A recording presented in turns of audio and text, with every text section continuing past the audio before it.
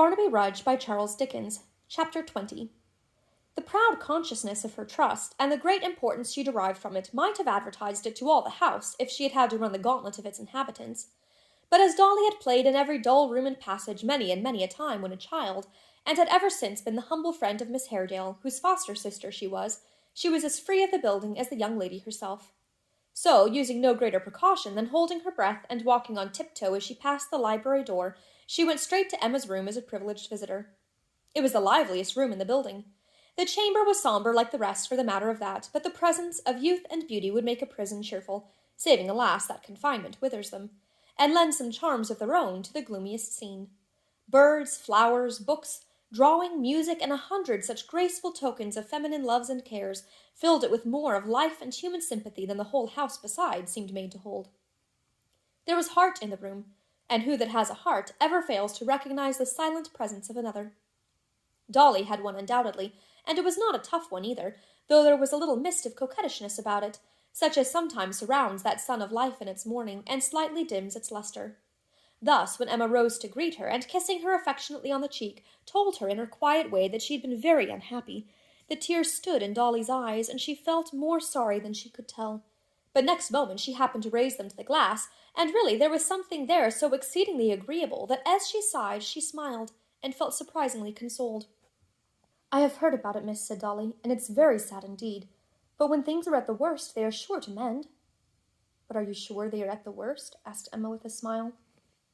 "Why, I don't see how they can very well be more unpromising than they are. I really don't," said Dolly. "And I bring something to begin with." "Not from Edward?" Dolly nodded and smiled, and feeling in her pockets, there were pockets in those days, with an affectation of not being able to find what she wanted, which greatly enhanced her importance, at length produced the letter.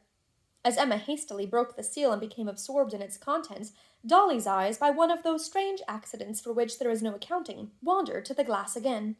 She could not help wondering whether the coachmaker suffered very much, and quite pitied the poor man. It was a long letter, a very long letter, written close on all 4 sides of the sheet of paper, and crossed afterwards. But it was not a consolatory letter, for as Emma read it she stopped from time to put her handkerchief to her eyes. To be sure, Dolly marvelled greatly to see her in so much distress, for to her, thinking a love affair ought to be one of the best jokes, and the slyest, merriest kind of thing in life. But as she set it down in her own mind that all this came from Miss Haredale's being so constant, and that if she would only take on with some other young gentleman, just in the most innocent way possible, to keep her first lover up to the mark, she would find herself inexpressibly comforted. "I'm sure that's what I should do if it was me," thought Dolly. "To make one's sweetheart miserable is well enough and quite right, but to be made miserable oneself is a little too much." However, it wouldn't do to say so, and therefore she sat looking on in silence. She needed a pretty considerable stretch of patience, for when the long letter had been read once all through, it was read again, and when it had been read twice all through, it was read again. During this tedious process, Dolly beguiled the time in the most improving manner that occurred to her, by curling her hair on her fingers with the aid of the looking-glass before mentioned, and giving it some killing twists. Everything has an end. Even young ladies in love cannot read their letters forever. In course of time, the packet was folded up, and it only remained to write the answer. But, as this promised to be a work of time likewise, Emma said she would put it off until after dinner, and that Dolly must dine with her. As Dolly had made up her mind to do so beforehand, she required very little pressing, and when they had settled this point, they went to walk in the garden. They strolled up and down the terrace walks, talking incessantly, at least Dolly never left off once, and making that quarter of the sad and mournful house quite gay.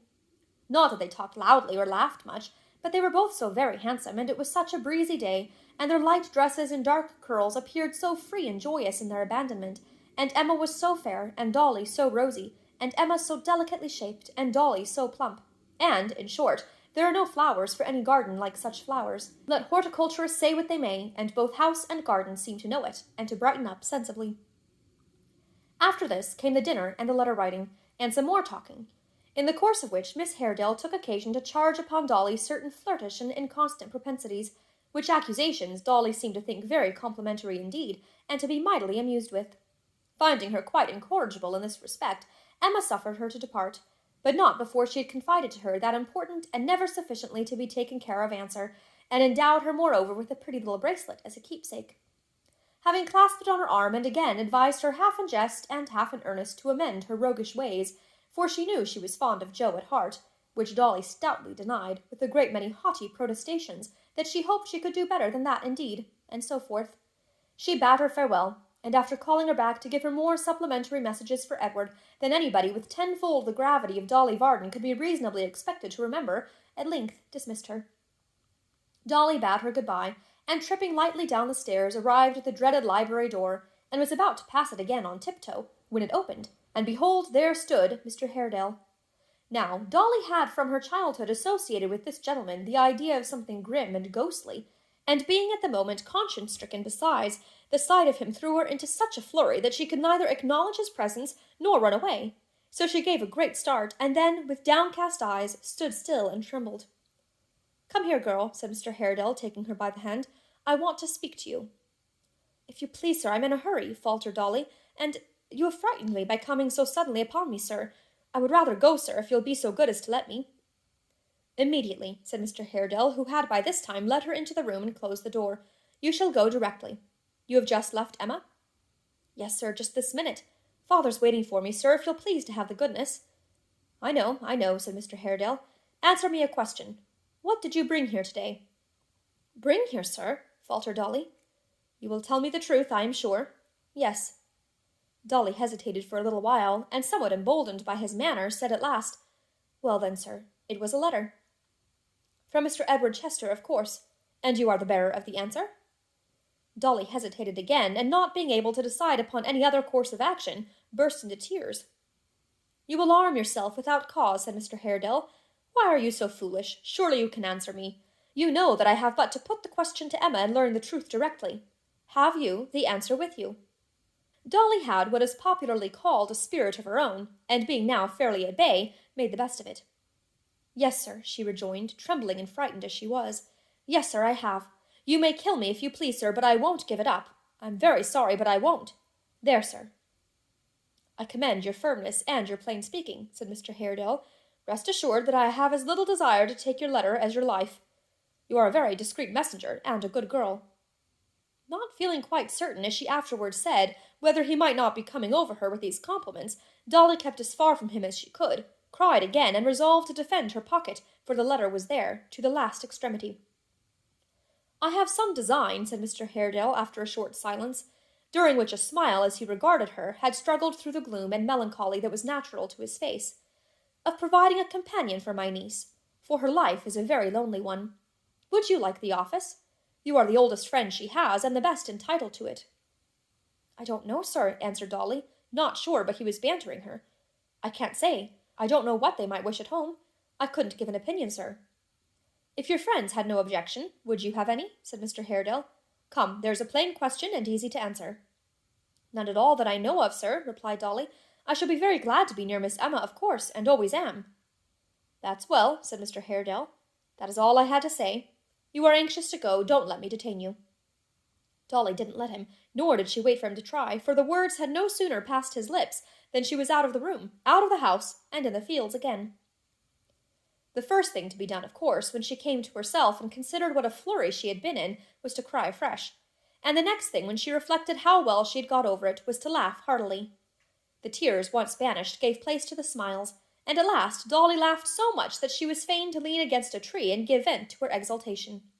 When she could laugh no longer and was quite tired, she put her head dress to rights, dried her eyes, looked back very merrily and triumphantly at the Warren chimneys, which were just visible, and resumed her walk. The twilight had come on, and it was quickly growing dusk, but the path was so familiar to her from frequent traversing that she hardly thought of this, and certainly felt no uneasiness at being left alone.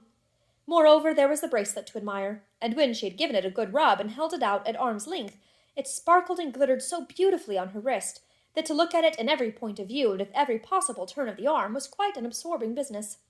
There was the letter, too, and it looked so mysterious and knowing when she took it out of her pocket, and it held, as she knew, so much inside that to turn it over and think about it and wonder how it began and how it ended and what it said all through was another matter of constant occupation. Between the bracelet and the letter, there was quite enough to do without thinking of anything else, and admiring each by turns, Dolly went on gaily. As she passed through a wicket gate to where the path was narrow, and lay between two hedges garnished here and there with trees, she heard a rustling close at hand, which brought her to a sudden stop. She listened. All was very quiet, and she went on again, not absolutely frightened, but a little quicker than before, perhaps, and possibly not quite so much at her ease, for a check of that kind is startling. She had no sooner moved on again than she was conscious of the same sound, which was like that of a person tramping stealthily among bushes and brushwood. Looking towards the spot whence it appeared to come, she almost fancied she could make out a crouching figure. She stopped again. All was quiet as before. On she went once more, decidedly faster now, and tried to sing softly to herself. It must be the wind. But how came the wind to blow only when she walked, and cease when she stood still? She stopped involuntarily as she made the reflection, and the rustling noise stopped likewise. She was really frightened now, and was yet hesitating what to do, when the bushes crackled and snapped, and a man came plunging through them, close before her.